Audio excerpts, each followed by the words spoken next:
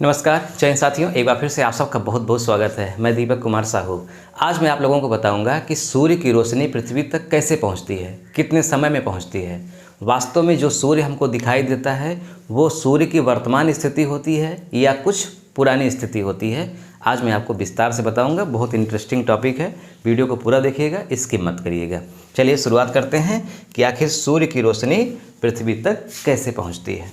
देखिए आपके सामने जो ये चित्र बना है ये सूर्य है और ये हमारी पृथ्वी। देखने में हमारी पृथ्वी बड़ी लग रही है, सूर्य छोटा, लेकिन वाकई में सूर्य बहुत बड़ा है। हमारी पृथ्वी के व्यास से 110 गुना व्यास इसका बड़ा है। अगर हम द्रव्यमान आयतन की बात करेंगे तो लगभग 13 लाख गुना बड़ा है। पृथ्वी से सूर्य की दूरी कितनी है और ये जो सूर्य में ऊर्जा पैदा होती है ये कैसे पैदा होती है, पहले हम संक्षिप्त में इसकी चर्चा कर लेते हैं। तब आपको हम रोशनी के बारे में बताएंगे कि रोशनी पृथ्वी तक कैसे पहुँचती है।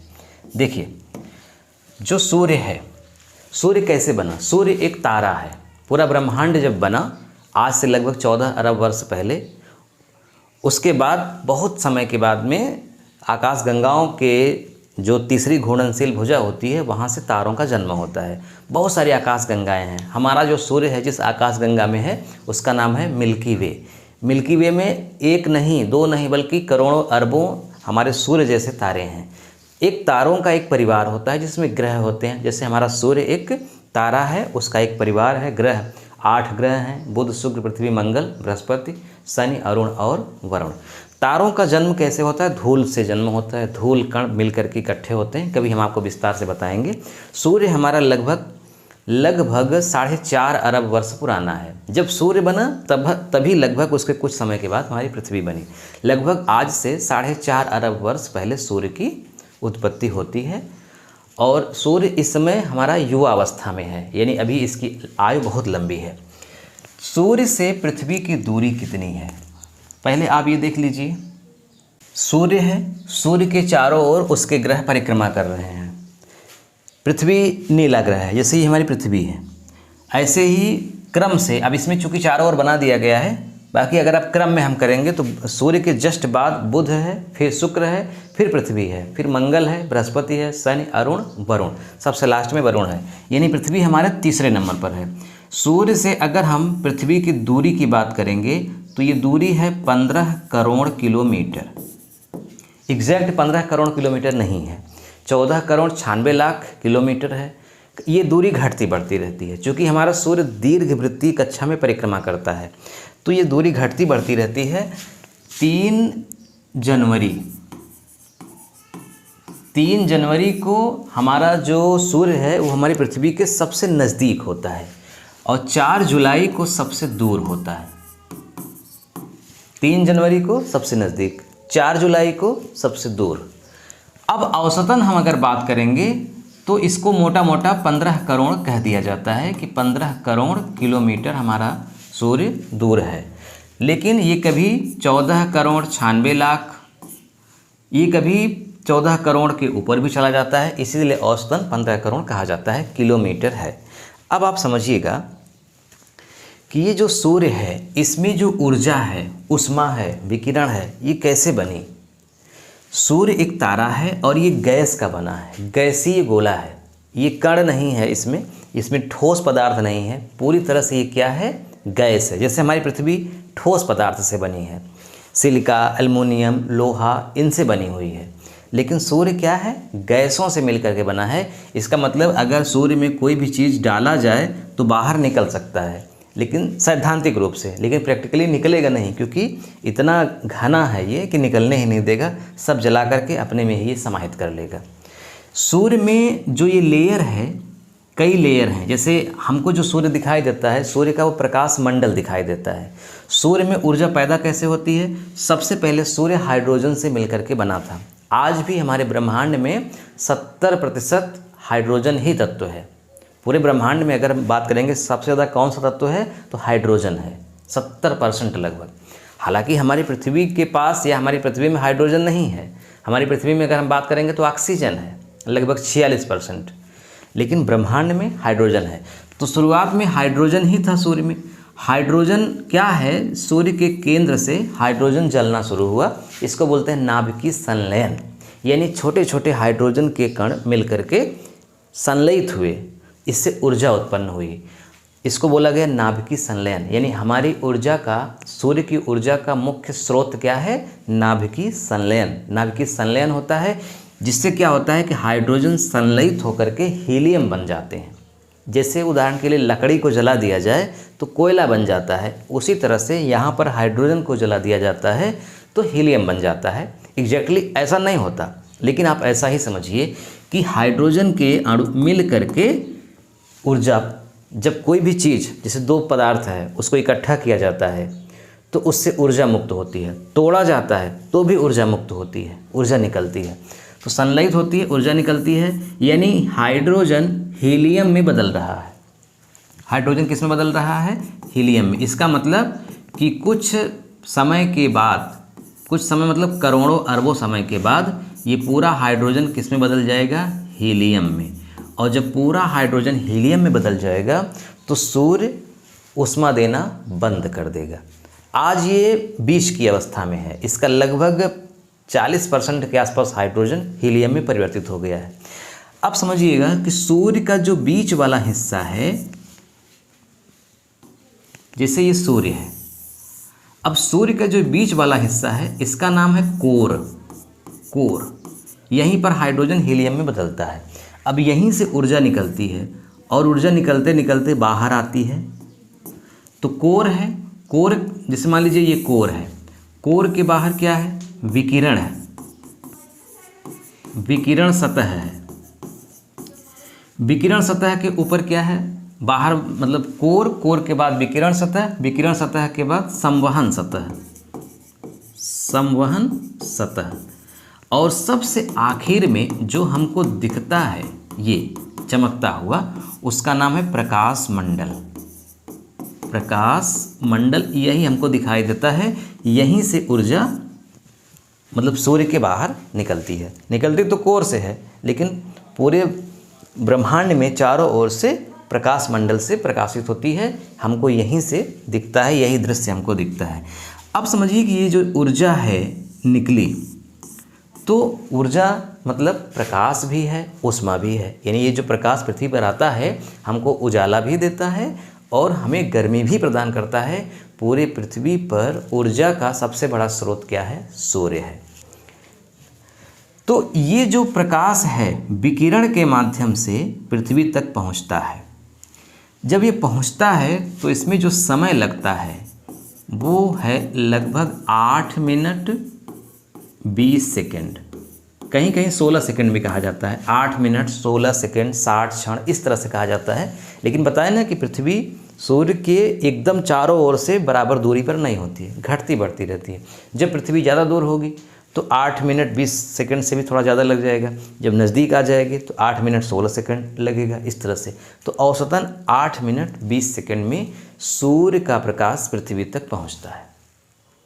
अब यहाँ पर एक बहुत महत्वपूर्ण बात समझिए, जो हमको सूर्य दिखाई देता है वो वास्तव में 8 मिनट 20 सेकेंड पुराना होता है। जैसे ये हमको कोई भी वस्तु कब दिखती है? जब हमारे आँखों में उसका प्रकाश पहुँचता है, रिफ्लेक्शन होता है। अगर अंधेरे में कोई वस्तु रखी हो तो हमको नहीं दिखती, लेकिन जब उसी वस्तु पर प्रकाश टकराता है तो वो लौट कर हमारी आँखों में आता है, तो वो वस्तु हमको दिखती है। तो ठीक उसी तरह से जब सूर्य की रोशनी पृथ्वी तक आती है, यानी हमारी आँखों तक आती है, तब हमको सूर्य दिखता है। तो ये स्थिति पैदा होती है 8 मिनट 20 सेकेंड के बाद। इसका मतलब सूर्य डूब जाता है, उसके बाद भी 8 मिनट 20 सेकेंड तक हमको वो दिखता रहता है।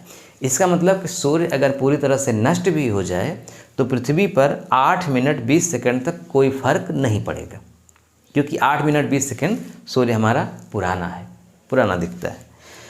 अब ये बात तो समझ में आ गई कैसे ऊर्जा पैदा होती है और कैसे सूर्य से हमारी पृथ्वी तक कितने समय में पहुंचती है। अब ये कैसे पहुंचती है इसको भी आप समझ लीजिए। जैसे ये सूर्य है, ये सूर्य है, ये हमारी पृथ्वी है। अब सूर्य का प्रकाश पृथ्वी तक पहुंचा, कितने समय में पहुंचा? 8 मिनट 20 सेकेंड में पहुंचा। सूर्य के आसपास मान लीजिए वायुमंडल है, सूर्य के आसपास वायुमंडल है, पृथ्वी के भी आसपास वायुमंडल है। लेकिन बीच का हिस्सा पूरी तरह से निर्वात है। निर्वात, वैक्यूम। निर्वात मतलब जहाँ कुछ भी ना हो, जहाँ हवा भी ना हो, उसे निर्वात बोला जाता है। जैसे हम यहाँ कमरे में खड़े हैं तो दिख तो नहीं रहा है कुछ, लेकिन यहाँ पे क्या है, हवा है, वायु है। जहाज़ जब उड़ती है वायुमंडल में तो किस लिए उड़ती है, क्योंकि वहाँ हवा है। हवा नहीं होगी तो जहाज़ नहीं उड़ पाएगी। जेट अलग बात है, रॉकेट का उड़ना अलग बात है, वो दूसरे सिद्धांत से उड़ता है, न्यूटन के तीसरे नियम से उड़ता है वो। लेकिन जहाज़, हेलीकॉप्टर ये हवा में ही उड़ते हैं। अगर हवा ना हो तो ये नहीं उड़ पाएंगे। हम जो बोलते हैं, ये जो ध्वनि है, अनुदैर्ध्य तरंग है, ये भी हवा के ही माध्यम से दूर तक जाती है। ध्वनि ठोस माध्यम से भी जाएगी और गैस माध्यम से भी जाएगी और द्रव माध्यम से भी जाएगी, तीनों माध्यमों में जाती है। लेकिन जो विकिरण है, विकिरण का मतलब ही होता है कि जब वो चल रही है तो उसको माध्यम की आवश्यकता नहीं है। जो सूर्य का प्रकाश है वो विद्युत चुंबकीय है।